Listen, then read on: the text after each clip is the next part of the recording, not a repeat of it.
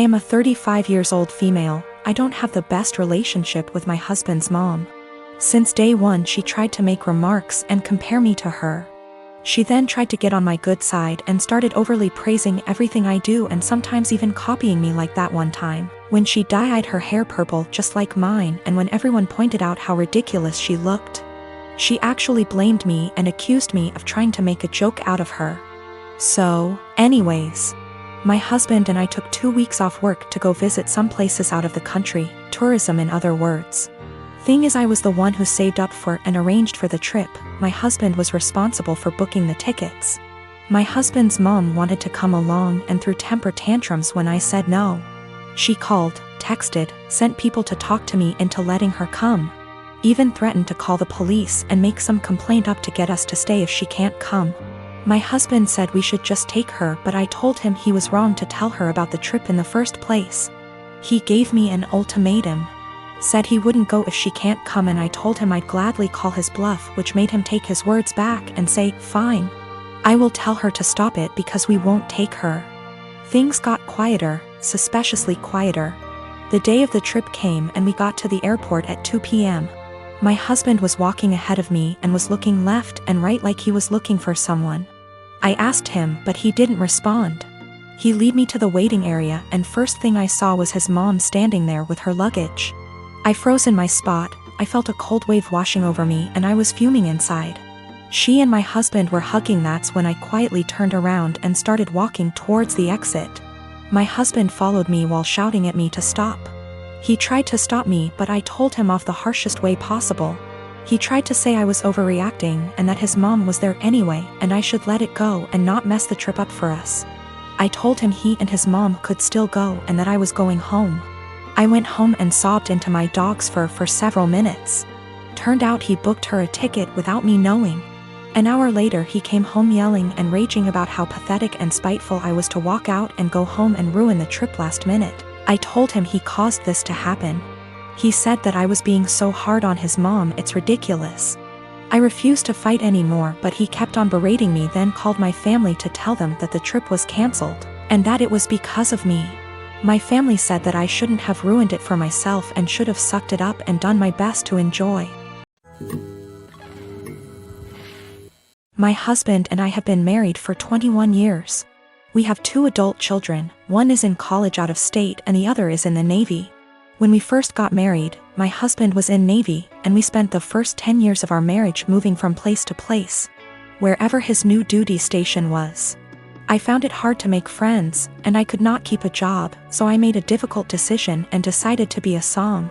When he got out of the Navy 11 years ago, he took a job and we moved. 3 years in, he got offered a job in another part of the company. However, it was in another state, so we moved again. We stayed there for 6 years. I went back to college and got my degree and began looking for work. I found a job I liked in my field, and 6 months into working, he said he was offered a job with a new company and wanted to take it. But that would mean we would be moving almost 2,000 miles from where we were in a new state. I reluctantly agreed because the new state would have more job opportunities for me and we would be closer to our family, which is something that we have not had in many years. Last night my husband came up to me and said that there was a job opening in his company and he wanted to apply for it. It would mean a pay raise and better hours, but the caveat would be that we have to move again. We have been living in our new state for 3 years. I love it here. I have an amazing job and I am making great money. I finally have friends and am able to socialize. I told him that I am not moving again.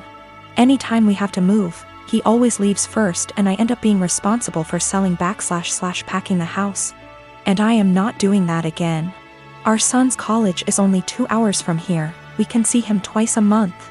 If we move, that means we would have at least a day's drive and would only be able to do that once or twice a year. Now my husband is upset with me and guilt-tripping me because he claims I do not support him. I told him that was BS because I spent most of my life moving from place to place to support his career. He told me that I am selfish and he is just trying to provide for us.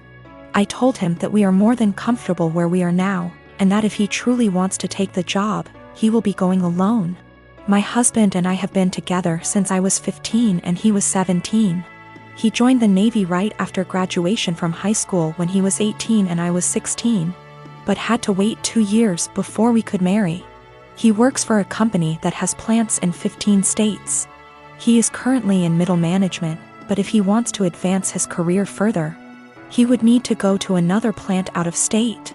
Financially, we are more than comfortable. We do not need any more money. My son plans to stay in the place he is after college. We have a great relationship with him and he comes home 1 time a month and we see him 1 time a month.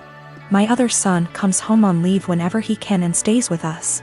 We are very close to both of the boys. I talked to my husband again tonight and told him quite firmly that moving again was not an option for me. The area he wants to move has very little jobs in my field and specialty in that area, and I would need to commute more than an hour one way for a job versus the 20 minutes I have here. We are sandwiched between 2 major cities, and if we move we would be an hour from the most major city.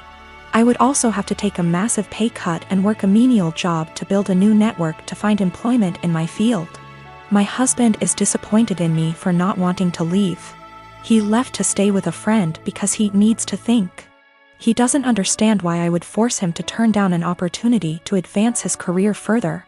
I told him to take all the time he needs, but I am not moving again. I said I would revisit the possibility when I am ready for retirement in 15 years, but no sooner. Son is in 4th grade. School is only open on Mondays. The rest of the week he is home with me. They don't do virtual learning during the rest of the week. No Zoom calls are made. No teacher actually checks in. Homework at home is not to be sent back to the school and instead they get a participation grade the following week if they tell their teacher they completed it. It's backwards and your students aren't being graded for the work they actually do. Every Monday we get a new flyer in the mail asking for donations. Last week we got a flyer that said to send out 20 emails to individuals to ask them for donations, with the promise of prizes for participation. They also had other prizes on this flyer. Basically, the more people who donate using your name, the bigger the prize you get. My son wanted the headphones prize.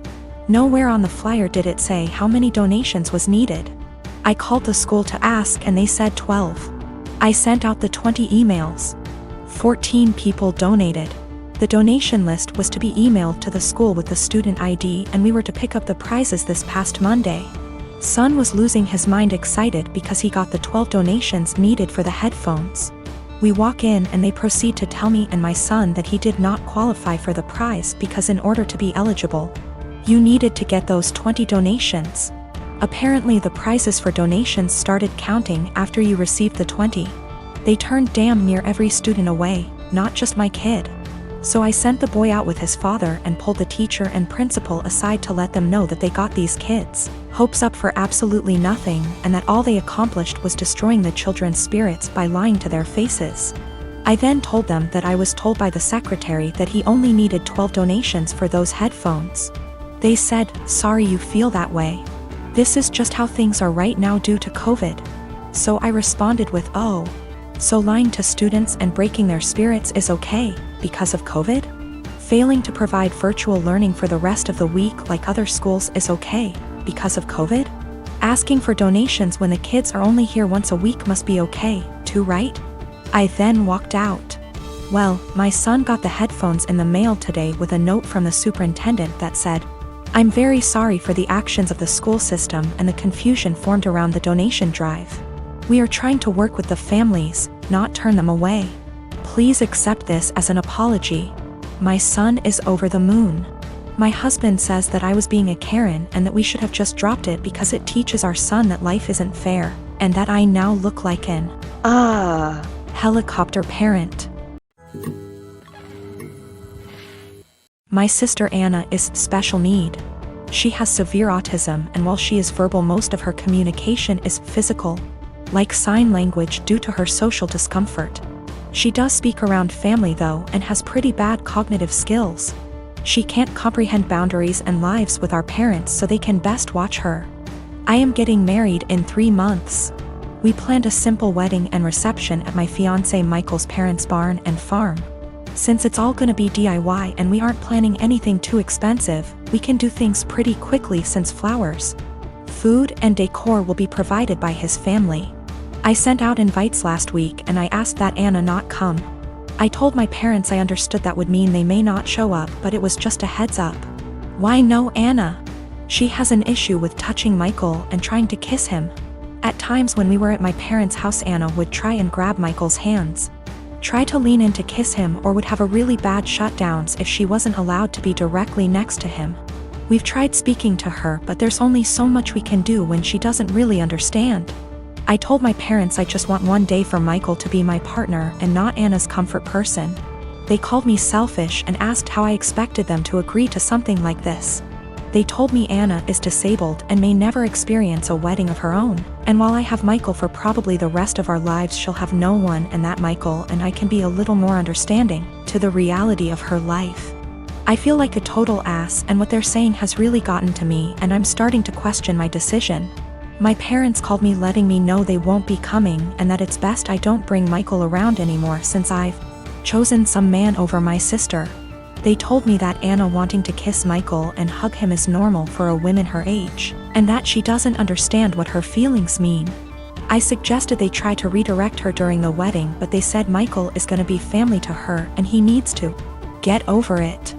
I suggested they watch the wedding via web, and they said that's not fair and that they deserve to see things in person. I asked if I could pay for someone with proper credentials to watch her that day while they attention, and they asked what I would do when they died, and if I'd pawn her off every time. I dropped the unfortunate truth bomb that I don't want to put any more of my life aside for Anna anymore. I did it up until I turned 18. And that Anna is not my life's responsibility and I won't be her keeper. I assured them I'd pay for her care, but if she's okay doing this to Michael, then I worry for if I ever do choose to have children and what she'd do to them. They said I was sick for suggesting she'd do anything to my future children and hung up on me. They sent a lengthy text telling me not to contact them until I could do the right thing.